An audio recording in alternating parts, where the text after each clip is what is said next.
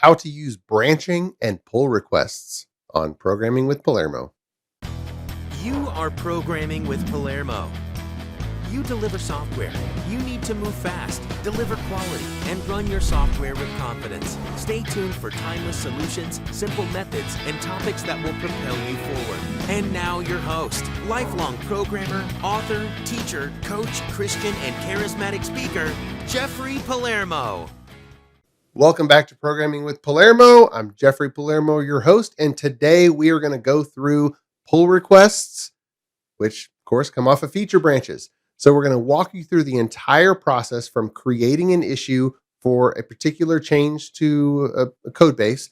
Then we're going to branch from that issue. We're going to work on that branch and how to talk about the sequencing of things, the private builds, test driving a change, and then the process, the check-in dance of committing code back into that branch. Then we're going to create a pull request, evaluate that pull request. We're going to talk about the importance of a formal checklist in the evaluation of a pull request, and then look at how the integration builds operate on our feature branch as well as on the master branch after merging in and completing that pull request. So let's get going. All right, let's get into our pull request workflow. So what I'm going to show you is the list of pull requests that we currently have on the sample application that we're going to be working in, github.com/Jeffrey Palermo/onionarchitecture.net 6. And you can see a number of issues that we've already done on this particular Git repository. And all of those are previous Programming with Palermo episode. We've done lots of things. We've added integration build. We've added outer layer dependency projects. We've added full system acceptance tests. We've refactored Blazor components to Blazor MVC. But let me just show you the full flow and of creating a issue. All right, so let's create a new one. And let's see, let's call this add place to church bulletin listing. All right, our sample application is for printing out church bulletins of various happenings at the church, worship services, Bible studies, things like that. So let's just create our issue, and then we're gonna create a branch over here. Now, Azure repos or Azure boards has the same functionality, but you have an issue, create a branch from master. It already gives you the issue number right there, so you don't have to put it in the branch name. And we're going to be pulling it from master as the default. Change branch source. We don't care about changing the branch source. We're going to keep it at master. And then create. Okay. So now 14 is there. Let's go to Visual Studio. Let's go to our Git changes. Do a little pull. And then we can come over to remote. We see number 14. So just double click on that guy. And of course, it shows you that it's the current one. So now we have to make sure that we're good to go. The first thing that we do is run our private build. Okay. And let me close that. I was moving around some other things. All right. Click to build that back. That's the first thing we do. Whenever we get a new source, get a new branch, before we start changing things, we need to make sure that we're stable. And we don't know if we're stable unless we run our private build script. And when we say private build, the fact that Visual Studio calls build inside the IDE a compilation step, it really doesn't help the language, because continuous integration has been defined for 17 years now. Formally, there's a book on continuous integration going back to 2005, 2006. And so we want to make sure that we have a private build. It is the particular build sequence for this particular piece of code. And look, we're done. Took 35 seconds. And the previous episodes show putting together this build that is compilation, of course, running unit tests, creating a SQL Server database from our scripts that are in source, running integration tests. We're getting code coverage metrics, and then running full system acceptance test, which we only have one right now. All right, but we are good to go. And so now we're going to make a change. And let me just Control F5. Let me run this particular application, and let's decide what change we're going to make. So the application's running right there, and we are going to go to the Fetch Church Bulletin. We have date and name.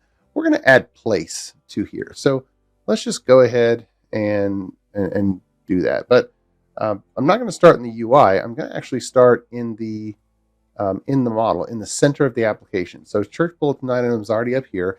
And I want place, but I don't want it to be just the name of the place. I want it to be specially formatted with the @ symbol and @ whatever the place is. So let's go to our unit test.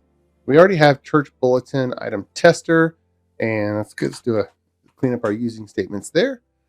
And I'm going to show Karnak just so you see what hotkeys I'm using. So Control Shift Alt F is what I used for cleanup. All right, so in here, let's do a test, and let's say should output friendly place. Okay, so let's say new church bulletin item, and let's initialize it with, we don't care about the ID in this particular thing. We're going to say place equals sanctuary. All right, this particular item, it's going to be in the sanctuary. Let's Control Alt V. Let's pull it out. Item. Okay, and then item dot. Let's just say get friendly place. Naming is really important. I'm going to call it get friendly place because if it was just get place, it'd be confusing. But if we want to change it later, it's easy to do. Okay, so get friendly place, and this should be, what do we want it to be? At sanctuary. Okay, that's an assert statement. And Alt Enter. We're going to create the method forward, and we'll say return. And just because I'm in the habit of doing that, I'm going to say, oh, I want to put it inside. And is it going to, I would actually, let's make sure it works. Let's see, at place. Okay. And of course, this is an illegal character now. So actually, I don't remember how to escape that. I wonder if I return, what is this here? Since returns void, a return keyword must be followed by an object expression. Oh, here I am. Newbie mistake.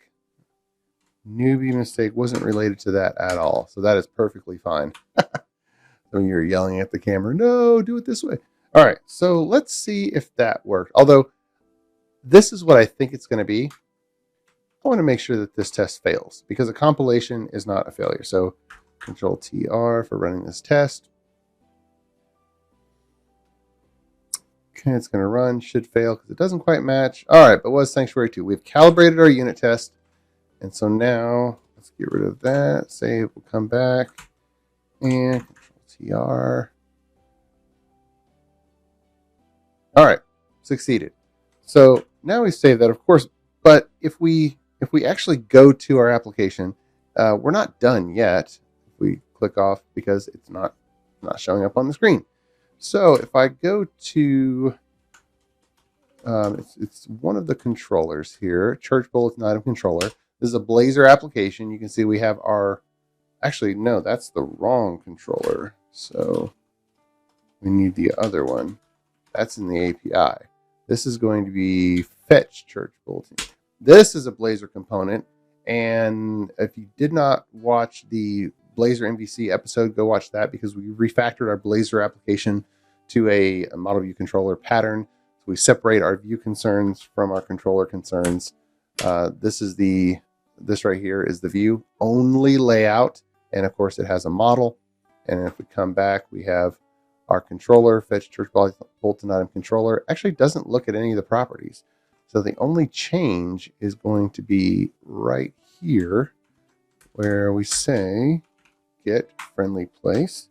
Let's do a save and Control F5. Oh, we need to. I'm not using hot reload, so we're gonna come back and do this. Oh, and our data is not there. Okay, so how does our data get in here? Let's look at Z data loader. So look at this. We have a test every time we run the private build. It finishes by running this particular test.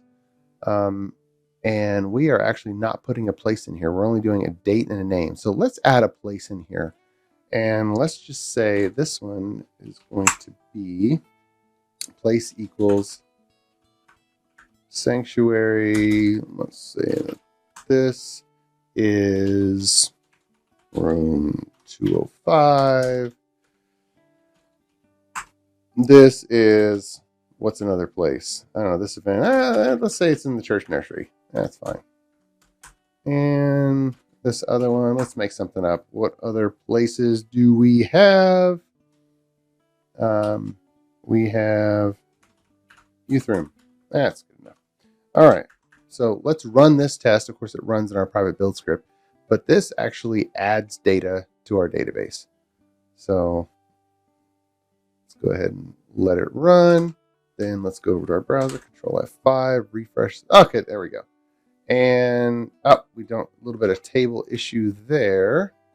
So go to HTML. But if I was using a RADZIN component or anything like that, that would just be taken care of for me. Programming with Palermo is brought to you by ClearMeasure, a software architecture company that empowers .NET teams to be self-sufficient, moving fast, delivering quality, and running their software with confidence in Azure. If your team has a project that's too important to be delayed or derailed, ClearMeasure can help while keeping your team in the driver's seat and growing in capability. Click on clearmeasure.com for more information. If you are an architect or .NET engineer aspiring to become an architect, check out clearmeasure.com/careers. Now, back to the show. And I'm not using hot reload. Here we go. Okay. All right, there we go. Now, we're not quite done because we need to wrap this with a characterization test in our full system test suite. A characterization test is different from a test-driven development test. This is a test that kind of locks it in place. The functionality is already done. Test driving it is where we write the test before the code, but a characterization test is just making sure that we don't ever mess it up. Now, I don't actually have one for this screen, just letting you know. In that case, today we're talking about pull requests. So let's go ahead and just let's do our commit. So we need to come back here. We need to run click-to-build.bat. That was our error on the directory. I'm going to clean that up off camera. But we run our private build script, and of course the new unit test already ran, and we can see that we have 2 tests now instead of 1. Our application's getting spun up, getting ready for our full system acceptance test suite to run. It's launching Chrome. You see my hands are not doing anything. This is just the robot running Selenium. I think in a future episode, I want to put an example showing Playwright, because that's a really interesting new framework for coming in UI testing. All right, so we've done that, and now we can come over to our Git changes, and I want to tag it with issue number 14. Added friendly place to church bulletin item listing, and we want to do a commit all and push. We are pushing to our branch. Okay, we're not pushing to master. We can do as many commits as we want to our branch, and that's perfectly fine. And we are going to open up GitHub. Okay, so the issues are there, and if I go to actions, of course I can go to pipelines too, because we have this particular repository configured for Azure pipelines as well as GitHub Actions. And so actually, just as an aside, you can see in our solution items, we have our Azure Pipelines YAML for this particular build, which is not very long, pretty easy. And then our .NET YAML for the GitHub Actions. Okay. So I go back over, and this is running 20 seconds. Let's go ahead and start a pull request on this. And so if we open up the issue and we think we're done, then we can close it directly, or we can go to this, go to the branch. And so I'm going to go to the branch, and it says, oh, it's one ahead. So compare and pull request. We can put in whatever information we want, but we're going to be merging branch number 14 into master. It's able to merge. Let's go ahead and create a pull request. When we create a pull request, by default, we have these checks. And so since it detected that we have a GitHub Action YAML build, it's kicking off another one of those. And because it also detected we have Azure pipelines in the Git repository, it's automatically waiting on this. So that's some really cool integration. Now, let me talk about pull requests. Every team should have a checklist by which you complete a pull request. And the checklist, that is one of industry research shows, and Capers-Jones is the name of the research if you want to research, but he found that there's 3 quality control techniques that reliably propel teams to be top performers. One is testing, one is static code analysis, and the other is formal checklists. Okay, so we're going to talk about formal checklists here because the pull request is the perfect implementation spot for a formal checklist. And it can be whatever items you want. Now, I would suggest that some areas of your formal checklist be baked in to your integration build script. For instance, our build script treats warnings as errors. Sometimes that can be kind of clunky in Visual Studio when you're working. However, if I show you build.ps1, when we do a compilation, we actually have the property adding treat warnings as errors. So when we run the private build script or run that same script on the server as an integration build, if I've accidentally left any warnings in my code, it's not going to work. It's going to fail the build. But sometimes when you're working and you're writing code, you can come back and clean up those warnings. You don't have to put it in every single project, but make sure when you do a compilation on the solution, you make sure that treat warnings as errors is on for everything, as opposed to adding a new project and I forgot to add that additional property on that new project for treat warnings as errors. This makes it global, and that reinforces it as opposed to being a checklist item. But other checklist items, for example, did not add any new NuGet packages without explicit team conversation.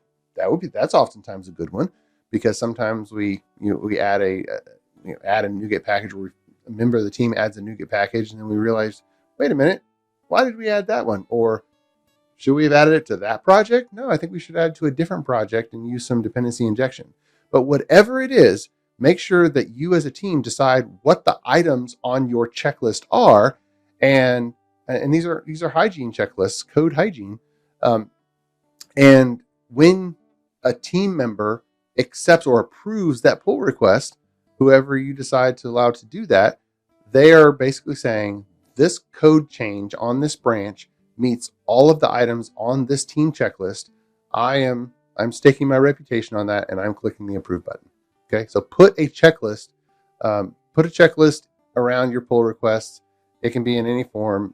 Just bullet points are best. Have it in a document, and just use that checklist here. All right, so the build's passed, and we're going to confirm merge, and it's going to merge into master. And so if we look at the GitHub Actions, we can see that our build ran on the branch. We do want all the builds running on all the branches. Again, you do that by going into .yaml. This is GitHub Actions, and making sure that you have an asterisk on branches in GitHub Actions. If you're in Azure Pipelines, you make sure that let's see where the trigger asterisk. So they're both YAML, but they're very different. Okay, so that's that. Of course, we merged the pull request. That's going to kick off another build on master. And of course, you can see GitHub or Azure Pipelines a little bit faster at running these builds than GitHub Actions, but you can see that it's running again. Actually, let me show you the previous one. Previous one is here, and job. And let me go back and actually show you the tests that are run, because we have 5 total tests. We don't want the aborted ones. We want the passed ones. And so you can see all the tests, and you can see this friendly should output friendly place. That's our new test. Okay. All right. So that is that. Let me just review. All we did was we added a property here, and we added, not counter, we added a new column here. And of course, we test drove the logic here, and then we wrapped that in a pull request. We branched from master, we did the change, and we did a pull request back into master. And of course, they simulated a team member, approving, go ahead and merging. And that's all there is to it. This pull request workflow is really, really important. You don't want to skip it. You don't want to glaze over it. And even if you think the change is really small, if you don't create an issue where you're enumerating it, if you don't create a branch, and if you're just adding individual commits on master, then especially when you have multiple people on the team, you get confused and something happens and you destabilize the software and you don't actually know what things to roll back, what things to take a step back on. Every step in a code base, you want to take a good, solid, stable step forward. And this is the process to do it. If you're working by yourself, you don't even need branching. Now, I still use branching when working by myself because I've so many times gotten into a situation where I do a small change and then I do a small change and then something happens and I accidentally broke something, and it makes it so much easier to go back to where you were. And so I use branching even when I'm just spiking some architectural concepts by myself. So I encourage every team, use branching and then create an issue, branch from the issue. That way the issue number is in the branch name. And then you can go to town, make as many commits as you want to on that branch. And you know what? If it gets hairy, you can throw away the branch and just start a new one. And if you need to experiment a little bit, and then when you're done, do a pull request back into master, but give your team a checklist, a formal checklist with bullet points that it can be evaluated. Should I approve this pull request? Well, let's see, and go through every item on the checklist that you and your team decide on. And in doing so, you have given yourself a formal inspection on every code change that is coming in. How many times have we seen code come in where, accidentally, I was trying something out. I added some NuGet packages and I forgot to undo that I had pulled in an additional library where I changed something. And now this is accidentally still in my set of changes. Well, if you look at a pull request, if somebody else looks at a pull request, they should be able to look at every code file that was changed and understand why that was changed in support of the issue. And if there's changes in there that are not in support of the actual named issue, then, I would have a conversation and figure out what happened. And if you don't have a checklist, if you're not looking at each one, if you're not branching for every individual issue, then you have big changes coming into master and they're too big for anybody to wrap their head around. So it's really, really important that you do that. Remember the Capers-Jones research that there are 3 quality control checks that go into high-performing teams, and they are formal inspections, which is the checklist in your pull request. 2 is testing, and throughout the Programming with Palermo episodes, we've talked about different layers of testing, as well as, of course, everyone's going to do manual testing. And then the 3rd is static code analysis. We will talk more about static code analysis in future episodes, but those are the 3 that are just tickets to the game. Every team needs to have those 3 quality control practices. So hope this helps. God bless you. Thank you so much for Programming with Palermo. You've been watching Programming with Palermo, your primary place for highly productive programming protocols and practices. Remember, you have what it takes. You can do this. You are a programmer, formed by God Himself and called to this profession for a purpose. You can catch every episode at palermo.network, as well as syndicated locations nationwide. We're so glad you tuned in. Until next time, may God bless you, and thanks for Programming with Palermo. Programming with Palermo has made a special arrangement with Marketplace Chaplains. Besides programming challenges, we all face issues in life where we need some help. If you'd like, you can call a chaplain confidentially. To speak with a gentleman, dial 512-923-8178. Or to speak with a lady, dial 512-619-6950. The show won't know you called, and everything is kept in strict secrecy. This is a free service, available if you or a friend need it.